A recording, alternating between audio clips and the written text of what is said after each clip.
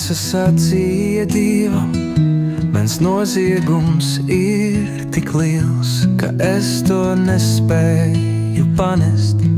Lūk, tu šodien mani esi padzīnis no zemes virsus, un tavu acu priekšā man jāpaslēpjas. Te kuls un bēgulis, es virs zemes esmu kļuvis, un katrs, kas mani atradīs, mani nokaus. Dievs sacīja viņam: ne tā.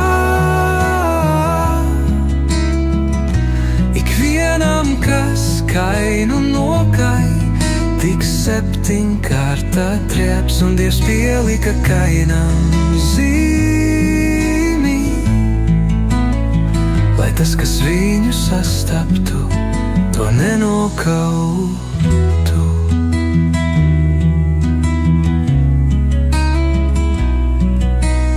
Kains aizgāja no Dieva acīm un dzīvoja noda zemē, austrumos no Aidenes.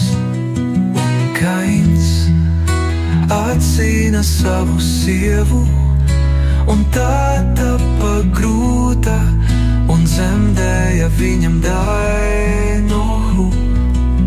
Un viņš uzcēla pilsētu un nosauca pilsētu sava dēla vārdā par Ainohu. Dievs sacīja viņam: ne tā. Ikvienam, kas kainu nokai, tiks 7-kārt atriebts, un Dievs pielika Kainam zīmi, lai tas, kas viņu sastaptu, to nenokautu.